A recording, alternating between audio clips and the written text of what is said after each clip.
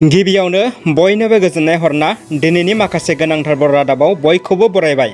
अन्नानै रादाबखौ जोबजासे नायनानै लाइक, कमेन्ट, शेयार आरो साबस्क्राइब खालामनो गुरैयै खावलायबाय। फैदो लोगोफोर बिदिब्ला। गिबि रादाबाव दं 7.52 रिंगायाव 6.2 रिएक्टर गोख्रैथियाव मावनाय इपिसेन्टार ढेकियाजुलिनिफ्राय सोमजिनाय बांग्रिङा BTRजों लोगोसे आसामखौ सोमावग्लुंदों।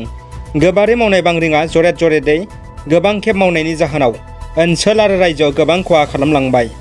बांग्रिं मावनायनि जाहोनाव न' बां बायनाय, हा गिसिखानाय, हाजो गाख्लानाय, बिल्डिं बायफ्रुनाय, हा गावस्रानाय, बिफां-लाइफां बायनाय आरो गोबां खहा खालामनाय खौराङा जोंनिसिम सौफैदों।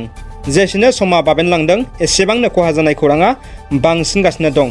बांग्रिं मावनाय जाथायखौ हादरनि गाहाय मन्त्रि मानगोनां नरेन्द्र मदिआ खौरां लाहरदों होनना गिबि मन्त्रि सर्बानन्द सन'वालआ फोरमायदों।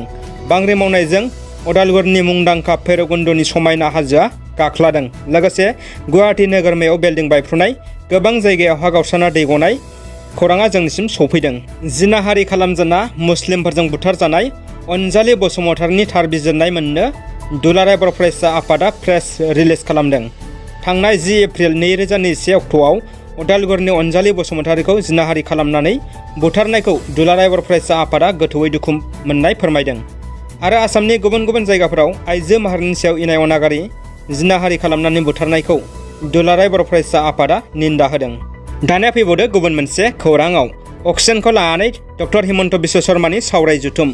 लोगोसेनो बे जथुमनि गेजेरजों महर्षि सोलोंसालिनि गोरायुङा बुंदों दि बिनि सायाव सोरबाफोर गाज्रि बानसावनाय बिबुंथि लाखियोब्ला खाजानोबो हागौ।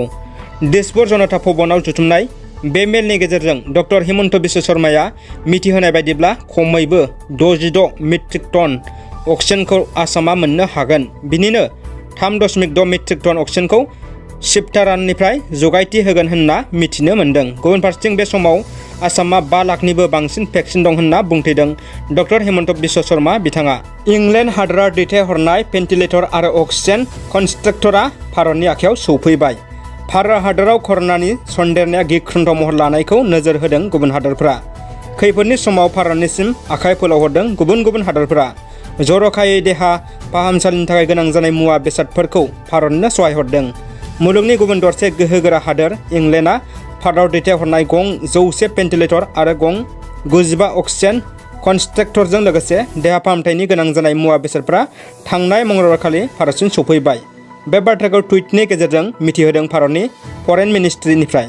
बेजों लोगोसे मुलुगनि गोहोगोरा हादोर आमेरिका जुथाइ हादोर, फ्रान्स, जार्मान, चीन हादोरफोराबो भारतखौ हेफाजाब खालामनो खोथा होबाय। दानिया फैदो जोबथा खौराङाव। ससियेल मिडियायाव भाइरेल जानाय मोनसे दुखुनांथाव भिडिअ'। बे भिडिअ'आ बाक्सानि खासिनि होनना मिथिनो मोन्दों। मोनसे राजुहुआ मेलाव आइजोखौ सोंनाय फिननाय खालामदों आरो आइजोनि सायाव माखासे सुबुङा गाग्लोबनायखौ नुनो मोन्दों। मा जाहोनाव आइजोखौ बुनाय जादों आरो गाग्लोबदों, गुबै जाहोना मामोन, बिनि जेबो गुमुर मिथिनो मोनाखै। जाथायनि आन्दोआव मा जामारनायमोन बेखौ उन समासो मिथिसिगोन। दिनैनि रादाबा एसेनोसै लोगोफोर। अन्नानै रादाबखौ लाइक, कमेन्ट खालाम आरो लोगोफोरनो शेयार खालाम। लोगोसे चेनेलखौ दासिमबो साबस्क्राइब खालामाखैब्ला अन्नानै साबस्क्राइब खालामना ला। उननि समाव जाहाथे बेबायदिनो गोदान गोदान रादाब मोननो हायो। गोजोन्थों। जै बर' हारिनि जै।